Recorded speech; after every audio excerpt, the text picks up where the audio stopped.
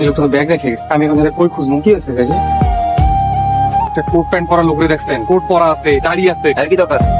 কিছু না ভাই। যা আমার কাছে যা। যাইতেছি। আই যাইতো তাড়াতাড়ি চলে গেছে। শরীরটা ভালো না। এটা কার ব্যাগ? এটা আমাকে গ্যারেজের মালিকের রিক্সার লাইসেন্স আছে না, অনেকগুলো রিক্সার লাইসেন্স এর মধ্যে রেখে দিচ্ছি, খুব সাবধানে রেখো। একটা রিক্সাওয়ালা উচ্চ নাম্বার করে দেখছেন এখানে ভাই এত বড় ঢাকা শহরে তো রিক্সাওয়ালা আছে, কার কথা বলবো? আমি রিক্সার মধ্যে টাকার ব্যাগটা থুয়ে বলে নাইমা গেছি, ওরা দৌড়ে আইসা দিয়ে রিক্সাও নাই। এরকম নাটক ফাটকে কোনো কাম হইব না। আমার টাকা চাই, আমার টাকা দাও। আমার টাকা আমি আজকের মধ্যে চাই। আমার অল্প একটু সময় দেন স্যার। আমি কোনো সময় দিতে পারবো না। আমার আজকের দিনের মধ্যেই টাকা চাই। যাও এখান থেকে। লোকটা আমি কই পাই, তো ভাববো আমি টাকা নিয়ে পালাইছি। মা আর থাকতে পারতাছি না, খাউন দাও। তোর বাপে বাজার নিয়ে এলি রাখ, একটু সবুর কর বাজার। না এখন আমার সময় এলো, বাজার কই? বউ, আজকে রিক্সা জমার টাকা তুলতে পারি না, এগুলো বাজারও করতে পারি না। সারাদিন রোজা রেখে আমি কি খাবো?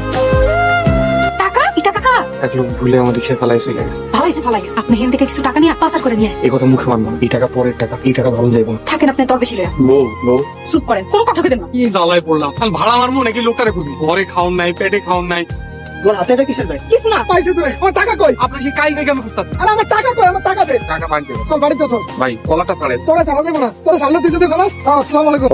স্যার ওই যে আমার টাকা নিয়ে ফেলাই গেছে, রিক্সা চালকটা পাইছে স্যার। ঠিকানা বলো। তোর ঠিকানা কই? বিয়া বাড়ি। বউ বউ, কই আসে না কেন? বউ মনে হয় ঘুমাইতেছে, আমার সাইডে দেন, আমি যাই টাকা দিয়ে। কই আমার টাকা কই? টাকা দাও। টাকা খুঁজে পাইতেছি না। স্যার ও কি কয়? ওই টাকা কই? টাকা ঘরে রাখছিলাম, আমার এই টাকাও নাই, বউ নাই। ও মনে হয় আমার পরে টাকা দিয়ে ভাগাই দিছে। কনস্টেবল, থানায় নিয়ে চলো।